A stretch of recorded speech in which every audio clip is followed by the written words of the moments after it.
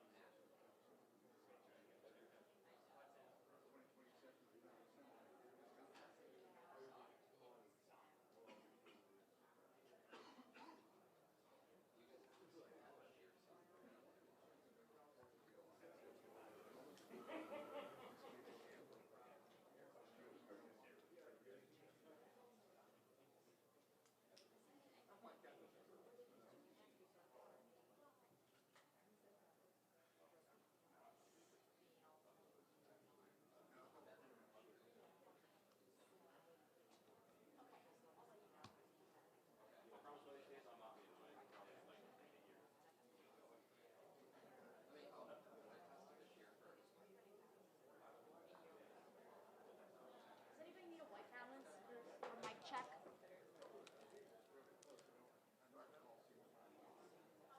Good. What? Yeah. 1, 2, 3, 4, 5, 6, 7, 8, 9, 10. 1, 2, 3, 4, 5, 6, 7, 8, 9, 10. Everyone good? 1, 2, 3, 4, 5, 6, 7, 8, 9, 10. 1, 2, 3, 4, 5, 6, 7, 8, 9, 10. Good? Okay.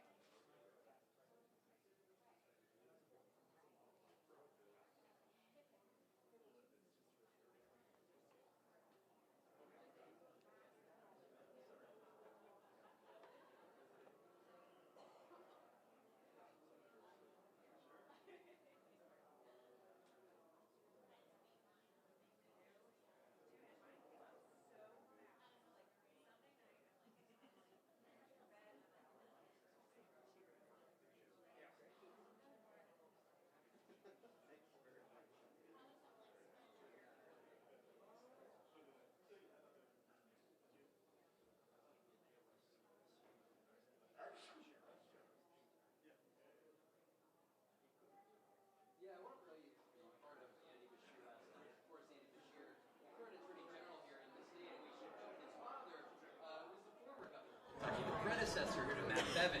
You know, any moment here we're expected to hear from Andy Beshear, who is the, I guess you would call the governor-elect. Of course, Matt Bevin has not announced his own concession is not a place to call to Beshear at this point.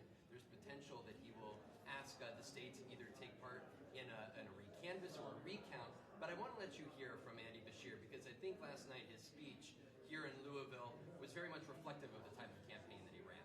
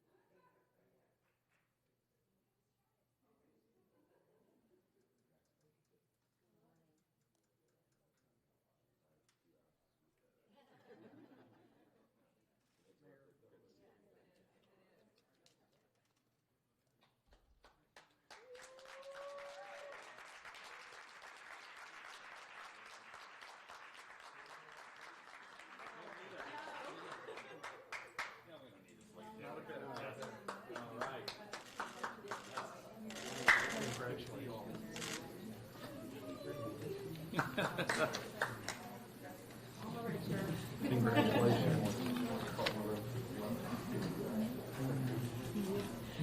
she's started. How about over here? Okay.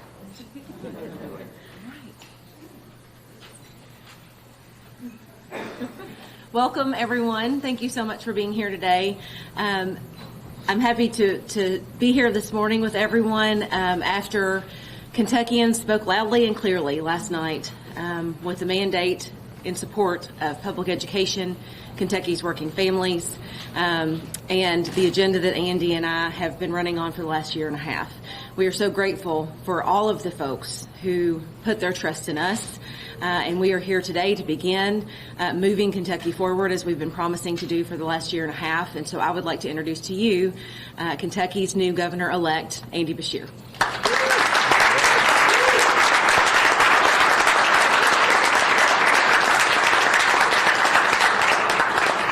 Well, good morning. I take it everybody's well rested. I am excited to be here this morning. Want to give a few thanks first to the Ali Center and to Lonnie Ali, who is here with us today. Thank you for your support and everything you do for this community. And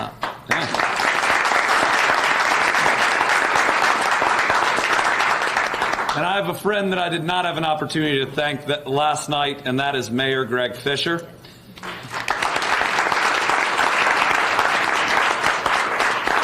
He worked incredibly hard in support of this campaign, and Mayor, it showed. Yeah. Last night, the election ended. It ended, and it's time to move forward with a smooth transition that we are here to do so that we can do the people's business. We have got to submit a budget, for instance, to the legislature near the end of January.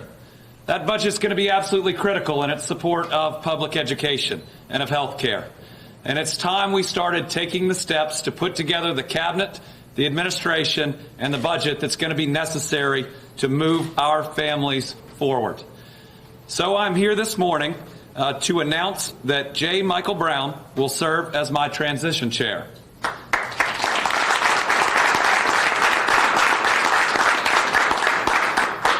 I have the utmost confidence in Michael. He has served our country in uniform.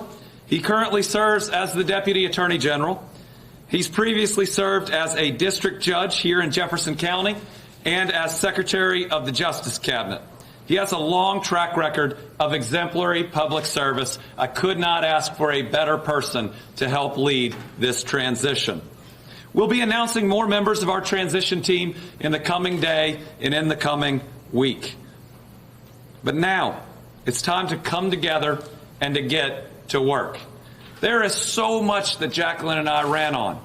Challenges that are facing our families, from public education to pensions to health care to jobs. And to truly make that positive difference for our families, we have got to move, and we have got to move quickly. Our budget, which will come out in January, will reflect the priorities of public education, health care, and rebuilding our infrastructure. So this isn't about politics anymore. That ended last night. This is about being the best governor that I can be for the people of Kentucky. And it's about changing the tone that we have heard in Frankfort for the last 4 years. About coming together to make sure that we can work on the things that we agree on and that we can still talk to each other civilly on the things that we disagree on. So at this time, I'd like to turn it over to Michael Brown.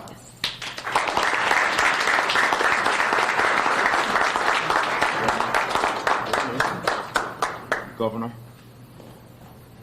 Well, first of all, it really is one of the great honors of my life to be offered an opportunity to continue serving my country, my state, and have the confidence of Governor-elect Andy Beshear. You know, I never really intended to get into public service. I got a phone call Saturday after Thanksgiving, I don't know, 12 years ago, from another Beshear who said, I want you to make a big sacrifice, but just for a little while. And it just kind of kept going and going and going, but the more I got involved in it, the more I learned to appreciate what it means to come back and to be able to give what acumen I might have in the service of others. This is it's not routine, but it's expected. I come from a background, as you can see, where we're used to changes of command. Our government, our whole system is based on changes of authority, and what distinguishes us is that it's peaceful and it's smooth. And really what will make it so smooth in our Commonwealth is people like you see standing behind me. These are the lifelong public servants who are there no matter who gets the opportunity and the privilege to hold supervisory positions. There's 30,000 of them out there, and all we are going to do now is commit to them that we will organize and make the best choices we can to put people in place so they continue the mission of serving the people. It's really that simple. All right. Thanks, Mike. So today is day one of the transition. Over the next couple days, you'll hear some more announcements. They will primarily come from Michael, because I'm going to spend a little time with my kids. They deserve to see their dad a little bit more than they have the last couple weeks. But we're excited. We're excited about where we're going to take this state. We're excited about having the first active educator since Martha Lane Collins, who's going to serve as Lieutenant Governor.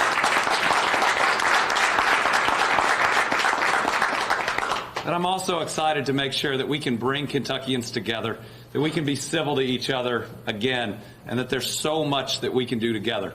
So I'm happy to take your questions. Mr. Beshear, have you spoken with Matt Bevin yet? I have not.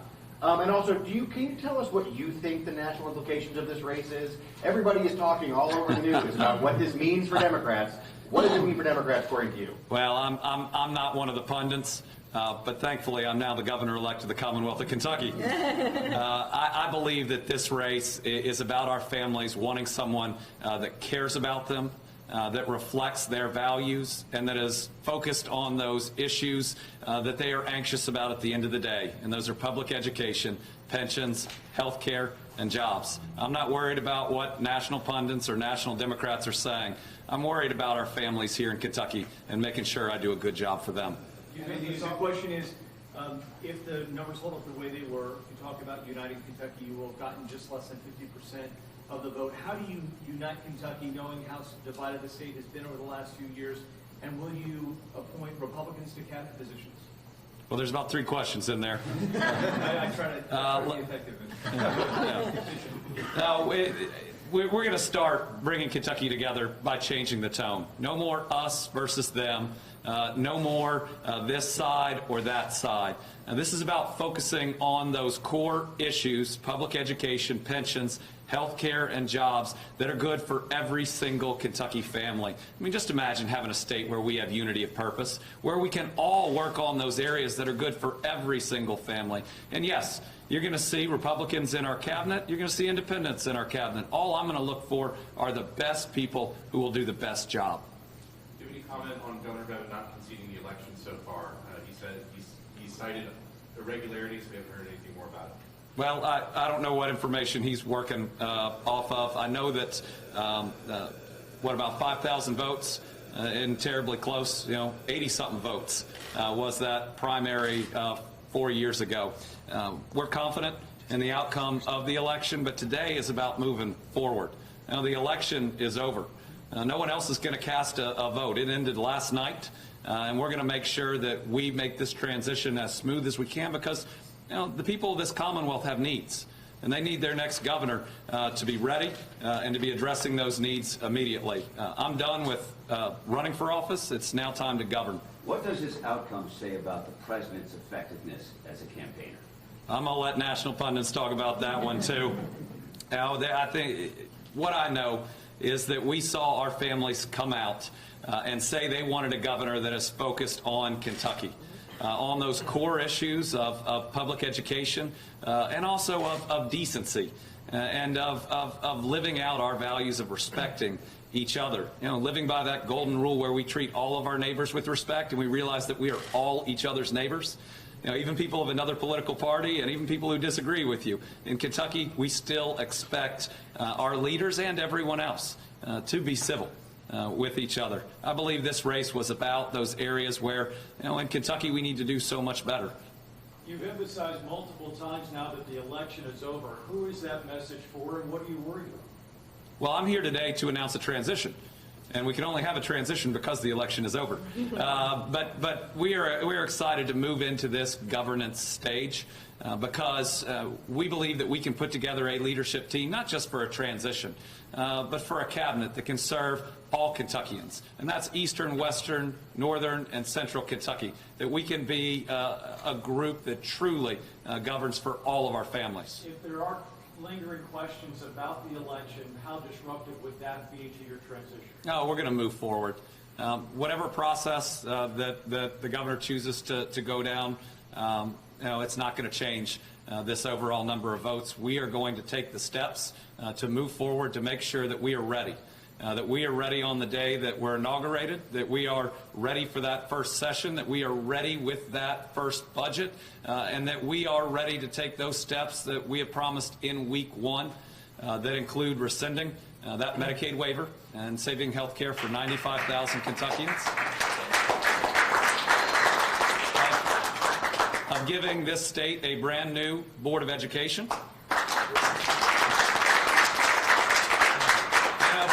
Restoring voting rights for more than 140,000 nonviolent felons. That's what we're focused on.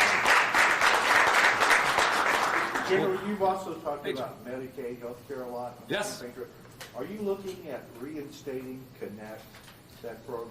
Well, we're going to look at every option that is out there to make sure that we can provide affordable and accessible health care to our people. That is both making sure that we have a robust, expanded Medicaid program, but it's also about reducing the price of pharmaceuticals. I've been aggressive as Attorney General. I'm going to use every bit of leverage as governor to reduce prices, not just for our state plan and for Medicaid, but for all of our consumers across Kentucky.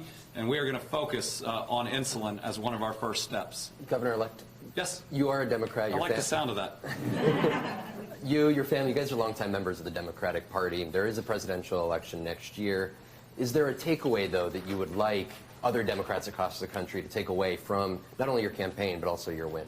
Well, I would hope my takeaway is for people running for office, either as Democrats, Republicans, or independents, and that you're running to serve the people of your state. And so your campaign should be about the issues that impact your state, what you want to do as governor for those families. I love this Commonwealth.